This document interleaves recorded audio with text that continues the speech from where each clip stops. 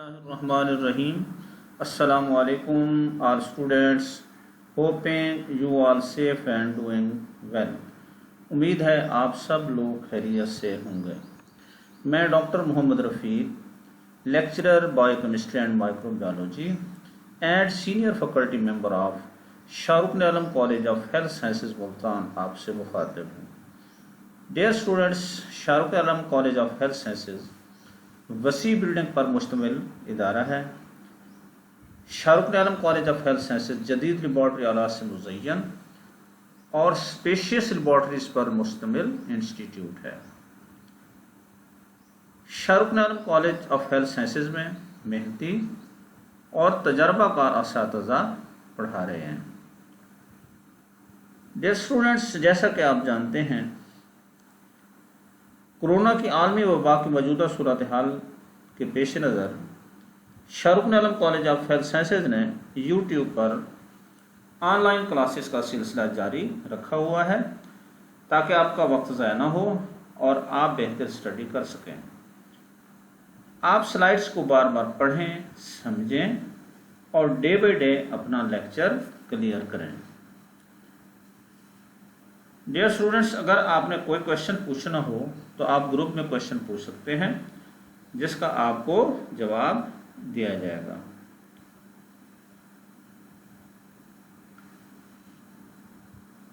हमने previous lecture में microbiology में से जो टॉपिक डिस्कस किए थे उसमें fluid mosaic model of cell membrane, इसके अलावा movement of molecules across the cell membrane और इसके साथ साथ binary fission in the micro organism यानी प्रोकैरियोट्स में, और इसके साथ साथ हमने सिम्बियोसिस के बारे में भी डिस्कस किया था और टाइप्स ऑफ सिम्बियोसिस यानी म्यूचुअलिज्म, कमेंसलिज्म और पैरासाइटिज्म के बारे में डिस्कस किया था।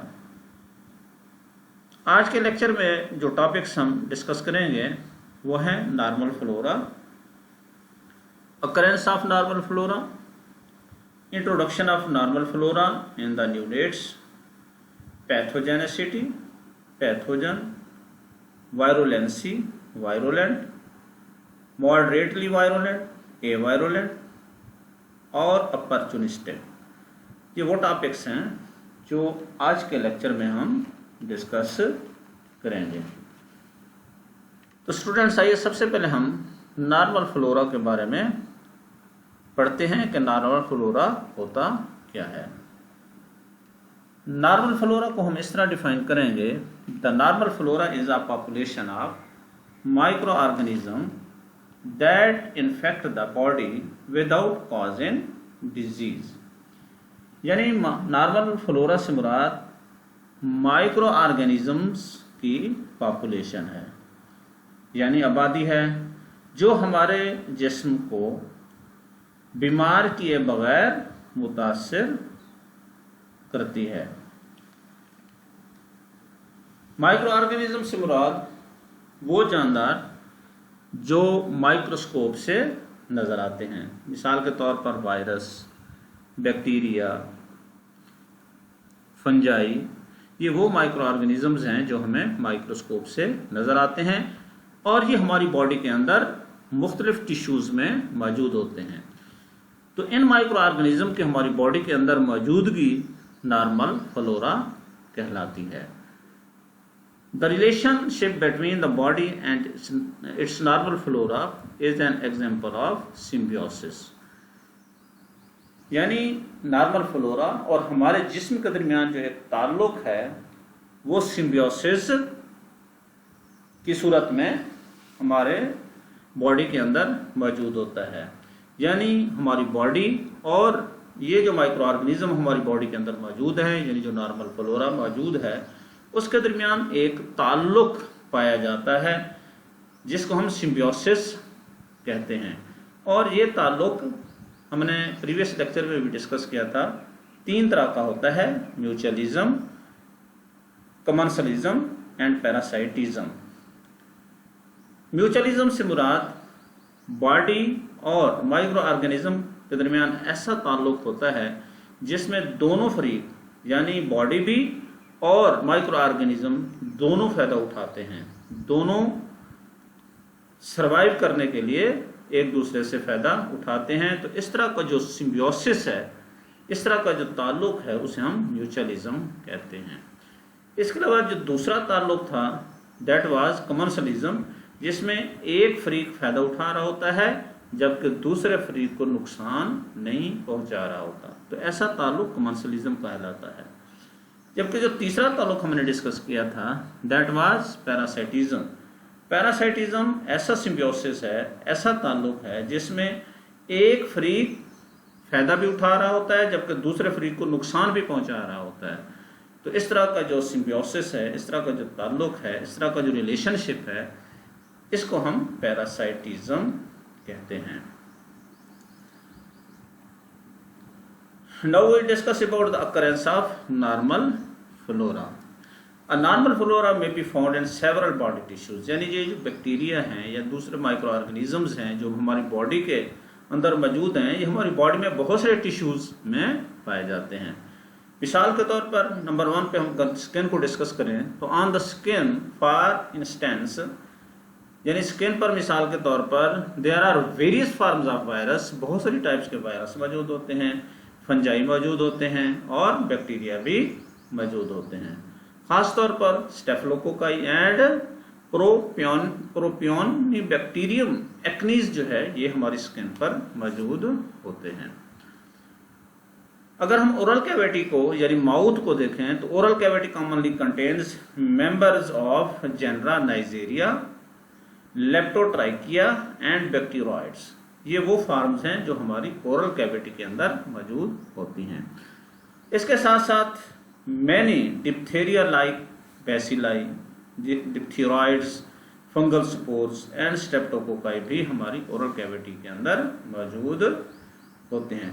तो ये माइक्रो ऑर्गेनिज्म ओरल कैविटी का नॉर्मल फ्लोरा है। इसी तरह जो स्किन में मौजूद थे, मिसाल के तौर पर हमने एग्जांपल कोट की थी, वायरस हैं, फंजाई हैं, बैक्टीरिया में खास तौर पर स्टेफिलोकोकाई है और प्रोपियोनिक बैक्टीरियम एक्नीज, ये वो बैक्टीरिया है जो हमारी स्किन के ऊपर मौजूद होते हैं और ये स्किन का नॉर्मल फ्लोरा है।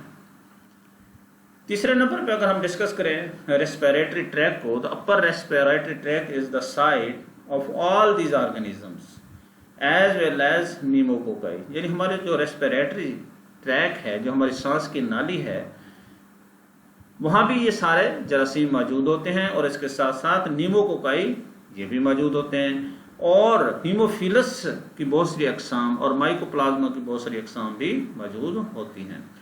दीज ऑर्गेनिज्म में काज रेस्पिरेटरी डिजीज, और ये वो ऑर्गेनिज्म होते हैं जो सांस की जो नाली है उनका जो उनको इन्फेक्शन उनमें काज करती हैं, उनको बीमार करती हैं।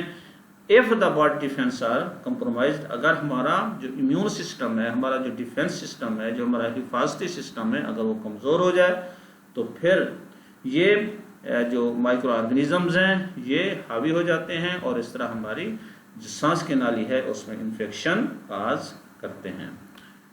अगर हम स्मॉल एंड लार्ज इंटेस्टाइन को देखें तो जो लेटर पार्ट है स्मॉल इंटेस्टाइन का जो आखिरी हिस्सा है और लार्ज इंटेस्टाइन का जो कॉम्बल लार्ज इंटेस्टाइन है वो माइक्रो ऑर्गेनिज्म से भरी होती है, मालामाल होती है, उसमें बहुत सारे किस्म के माइक्रो ऑर्गेनिज्म पाए जाते हैं। मिसाल के तौर पर बैक्टीरियोइड स्पीशीज हैं, ये बहुत ज़्यादा मिकदार में मौजूद होती हैं। इसके साथ साथ क्लॉस्ट्रीडियम स्पोर्स मौजूद होते हैं, वेरियस स्ट्रेप्टोकोकाई मौजूद होते हैं।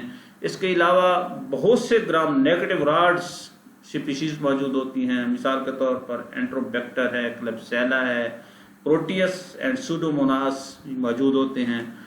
और इसके साथ साथ जो ज़्यादा हमें तादाद में देखने को मिलता है दैट इज एस्क्रेशिया कोलाई, ये भी वहाँ पे हमारी इंटेस्टाइन के अंदर मौजूद होता है। इसके अलावा कैंडिडिया एल्बिकेन्स जो कि यीस्ट है ये भी हमारी इंटेस्टाइन के अंदर मौजूद होता है। तो all the micro organisms makes the flora, normal flora of small and large intestine. और अगर हम डिस्कस करें विजाइना को, in females lactobacillus is a notable component of vagina, यानी विजाइना में जो मेन नुमाया जो बैक्टीरिया हमें नजर आता है दैट इज लैक्टोबैसिलस। और इसके साथ साथ दूसरे और भी जो ऑर्गेनिज्म है वो भी वहाँ पे देखने को मिलते हैं। और ख़ास तौर पर जो यूरोजेनिटल ओरिफाइस हैं, यानी वो जो यूरोजेनिटल ओरिफाइस हैं, यानी जो बोली तनासली सुराख होते हैं, उनमें ये ज़्यादा देखने को मिलते हैं। अगर हम ब्लड और यूरिन को देखें तो ये बैक्टीरिया से स्टीराइल होते हैं, यानी इसमें कोई माइक्रो ऑर्गेनिज्म नहीं होता। यहाँ तक कि अगर कोई हिस्सा बीमार है, इन्फेक्टेड है, तो फिर ब्लड और यूरिन के अंदर जो है ये बैक्टीरिया या दूसरे माइक्रो ऑर्गेनिज्म मौजूद हो सकते हैं। अगर हम स्टमक को देखें, stomach in humans is generally without a normal flora mainly due to the low pH of its content, यानी स्टमक के अंदर किसी किस्म का कोई बैक्टीरिया या दूसरा माइक्रो ऑर्गेनिज्म हमें नज़र नहीं आता, क्योंकि जो स्टमक है इसकी पीएच जो है वो कम होती है, that is equal to due to the presence of the hydrochloric acid, यानी हाइड्रोक्लोरिक एसिड की मौजूदगी वजह से पीएच कम होती है, जिसकी वजह से स्टमक के अंदर माइक्रो ऑर्गेनिजम्स ग्रोथ नहीं पा सकते। तो इस तरह स्टमक के अंदर जो माइक्रो ऑर्गेनिजम्स हैं वो नहीं होते। यहाँ पे हमने एक डायग्राम से भी ये शो किया है कि स्टमक के अंदर कौन से माइक्रो ऑर्गेनिज्म हो सकते हैं, डुडीनम में कौन से हो सकते हैं, जीजीनम में कौन से हो सकते हैं, इलियम में कौन से हो सकते हैं, और इसी तरह कोलान में कौन से हो सकते हैं। तो हम अगर हम दूसरी साइड पे देखें तो जो बैक्टीरिया मौजूद हो सकते हैं उनमें लैक्टोबैसिलाई है, एंट्रोकोकाई है, लैक्टोबैसिलाई है, एंट्रो बैक्टीरिया इसके अंदर मौजूद हो सकते हैं। इसके अलावा इसमें एंट्रोकोकस फिकलस है, बैक्टीरॉइड्स है, बिफिडोबैक्टीरियम है, यू बैक्टीरियम है, पेप्टोकोकस है, इस तरह पेप्टोस्ट्रेप्टोकोकस है, रूमिनोकोकस है, क्लोस्ट्रीडिया है, lactobacilli, all these are present in the intestine. तो ये वो माइक्रो ऑर्गेनिजम्स हैं, ये वो बैक्टीरिया हैं जो हमारी इंटेस्टाइन का नॉर्मल फ्लोरा बनाते हैं। अगर हम नॉर्मल फ्लोरा को डिस्कस करें न्यूनेट्स के अंदर, यानी वो बच्चे जो नौज़ायदा होते हैं, जो बच्चे पैदा होते हैं, अगर उनमें देखें तो organism of the normal flora introduced when the child passes through the birth canal, यानी ये नॉर्मल फ्लोरा, ये माइक्रो ऑर्गेनिज्म उस वक्त न्यूनेट्स में शामिल हो जाते हैं जब वो बर्थ कैनाल से गुजर रहे होते हैं। तो बच्चा जब पैदा हो रहा होता है, जब बर्थ कैनाल से पास हो रहा होता है, गुजर रहा होता है, तो उस वक्त ये बैक्टीरिया या दूसरे माइक्रो ऑर्गेनिज्म बच्चे में दाखिल हो जाते हैं।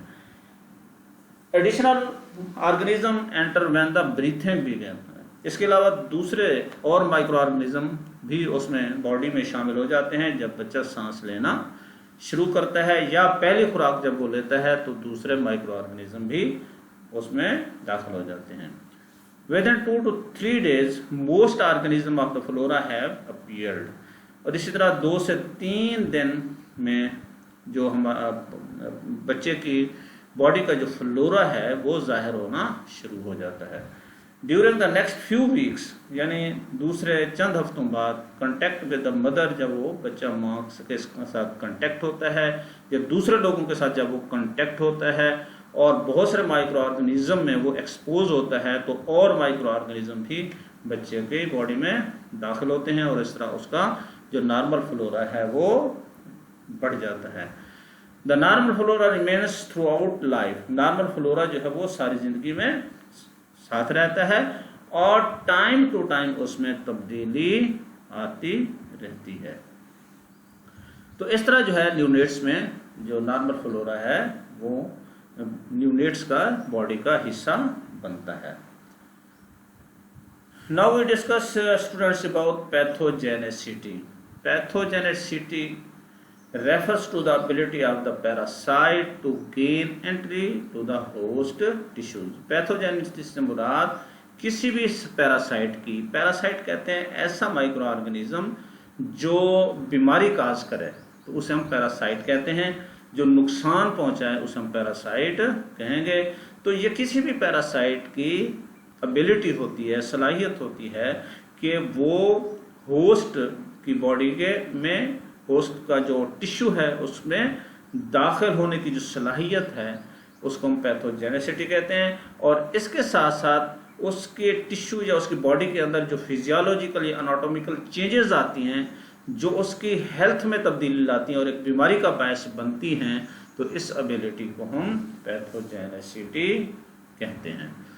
सो स्टूडेंट, पैथोजेनेसिटी से मुराद किसी भी पैरासाइट की ऐसी सलाहियत होती है जो जिस सलाहियत के साथ वो होस्ट की बॉडी के अंदर दाखिल होता है, होस्ट के टिश्यूज के अंदर दाखिल होता है और उनमें फिजियोलॉजिकल या एनाटॉमिकल चेंज लाता है और उसकी सेहत को मुतासर करता है, उसकी सेहत में तब्दीली लाता है और बीमारी फैलाता है। तो बीमारी फैलाने की ये सलाहियत उसकी पैथोजेनेसिटी कहलाती है। Next we discuss about pathogen, कि ऐसा ऑर्गेनिज्म जो पैथोजेनेसिटी काज करे, जो बीमारी पैदा करे, उसको हम क्या कहेंगे? पैथोजन कहेंगे। पैथ का मतलब बीमारी, जन का मतलब जेनेसिस यानी पैदा करना। तो ऐसा माइक्रो ऑर्गेनिज्म जो बीमारी पैदा करने का बायस बने तो उसको हम पैथोजन कहेंगे। An organism having pathogenicity, the symbiotic relationship between host and parasite is called parasitism। यानी ऐसा ताल्लुक जिसमें होस्ट और पैरासाइट के दरमियान एक ताल्लुक होता है, एक सिम्बियोटिक रिलेशनशिप होता है, जिसमें जो माइक्रो ऑर्गेनिज्म है वो नुकसान पहुंचा रहा होता है होस्ट को। तो इस तरह का जो ताल्लुक है पैरासाइटिज्म कहलाता है। Parasites very greatly in their pathogenicity. मुख्तलिफ पैरासाइट की जो पैथोजेनेसिटी है वो मुख्तलिफ होती है।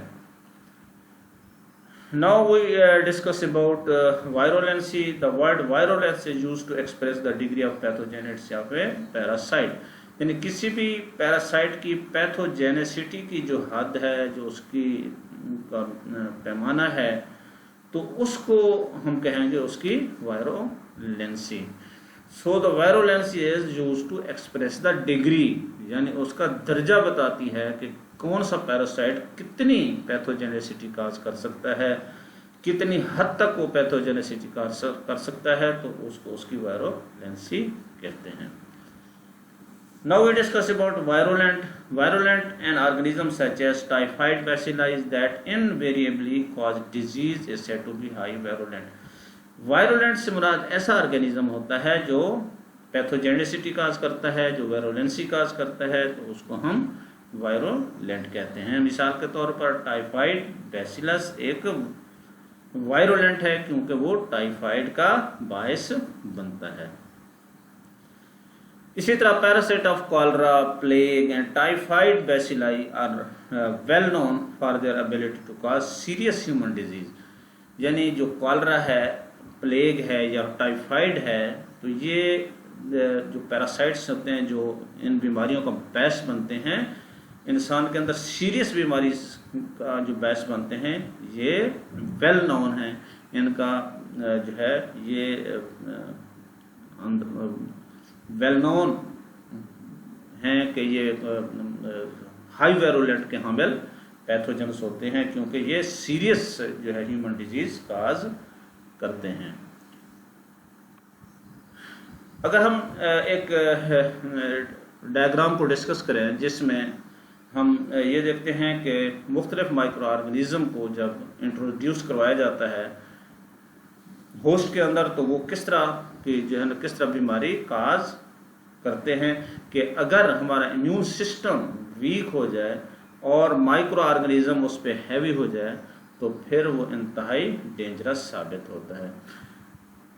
Are for pneumococcus are grown in the test tube. अगर हम पहले हिस्से में देखें एक्सपेरिमेंट नंबर 1 में, तो टेस्ट ट्यूब के अंदर हमने आर फॉर न्यूमोकोकस को ग्रो किया और ग्रो करने के बाद हमने लाइव फार्म में आर फॉर्म बैक्टीरिया को माउस के अंदर यानी चूहे के अंदर इंजेक्ट किया और फिर हमने ये देखा कि जो लाइव बैक्टीरिया थे उसमें इम्यून सिस्टम हावी हुआ और इस तरह जो माउस था वो सरवाइव कर गया।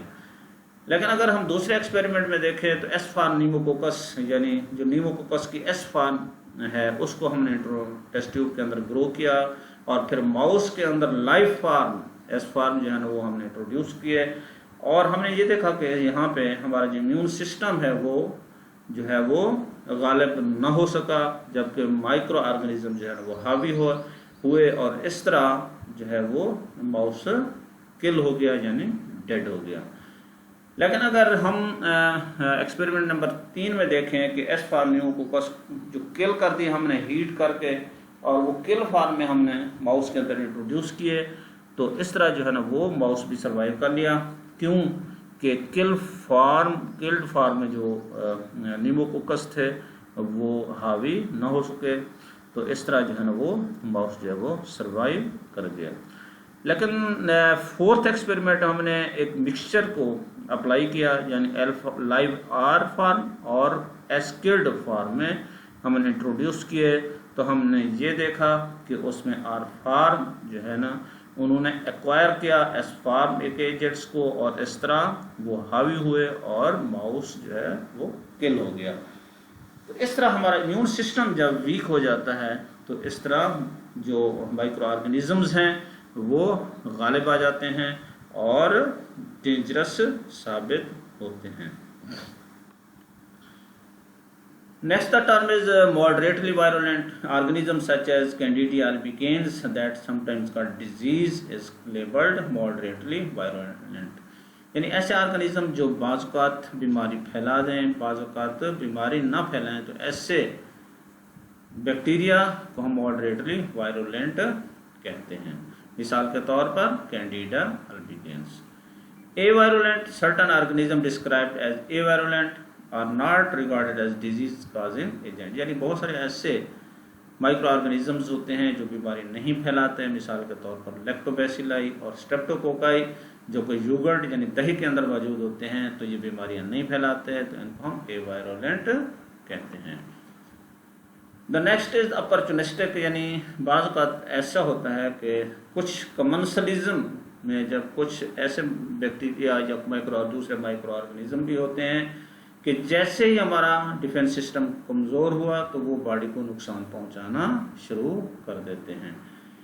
तो इस तरह के जो इन्फेक्शंस होते हैं उनको हम अपॉर्चुनिस्टिक इन्फेक्शंस कहते हैं।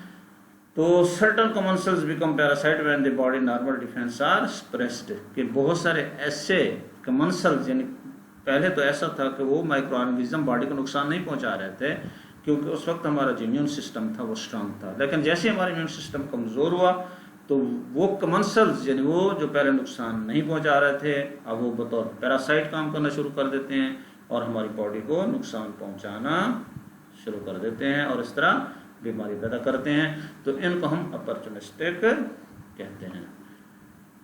अपॉर्चुनिस्टिक में बहुत सारे जो है वो एग्जांपल्स मौजूद हैं।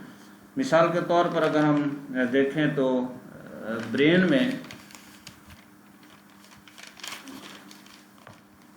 टॉक्सोप्लाज्मोसिस है, इसके अलावा क्रिप्टोस्पोराइडोसिस है। तो ये दो ऐसे इन्फेक्शंस होते हैं ब्रेन में जो अपॉर्चुनिस्टिक हैं। इसके अलावा अगर हम आई में देखें तो साइटोमेगालो वायरस जो है ये आई में अपॉर्चुनिस्टिक इन्फेक्शन है। इसी तरह माउथ और थ्रोट में देखें तो कैंडिडियासिस एक यीस्ट है, ये अपॉर्चुनिस्टिक है इन्फेक्शन है। इसी तरह अगर हम लंग्स में देखें तो पीसीपी, टीबी और हीमोप्लाज्मोसिस ऐसे इन्फेक्शंस हैं जो अपॉर्चुनिस्टिक इन्फेक्शंस के एग्जांपल्स हैं। अगर हम गट में देखें तो साइटोमेगालो वायरस हो गया, क्रिप्टोस्पोरोडायोसिस हो गया, माइकोबैक्टीरियम एवियम कॉम्प्लेक्स हो गया, तो ये अपॉर्चुनिस्टिक इन्फेक्शन हैं ऑफ द गट। अगर हम स्किन देखें तो उसमें जो अपॉर्चुनिस्टिक इन्फेक्शन आते हैं उनमें हर्पीज सिम्प्लेक्स है, शिंगल्स हैं। और अगर इसी तरह जेनिटल्स को देखें तो जेनिटल हर्पीज है। और इसी तरह HPV यानी ह्यूमन पेपिलो वायरस है। और वेजाइनल कैंडिडियासिस एक यीस्ट है, इससे जो इन्फेक्शन होता है दैट इज़ आल्सो अपॉर्चुनिस्टिक। तो इस तरह के जो बहुत सारी हमने एग्जांपल कोड किए हैं अपॉर्चुनिस्टिक जो इन्फेक्शंस होते हैं, जैसे हमने टॉक्सोप्लाज्मोसिस है, क्रिप्टोस्पोराइडोसिस है, इसी तरह साइटोमेगालोवायरस है। तो all these are the opportunistic infections. So ये आज का जो लेक्चर था इन टॉपिक्स पर मुश्तमिल था जो हमने डिस्कस किए। अगर स्टूडेंट्स आपने कोई क्वेश्चन पूछना है तो आप ग्रुप में क्वेश्चन पूछ सकते हैं जिसका आपको जवाब दिया जाएगा।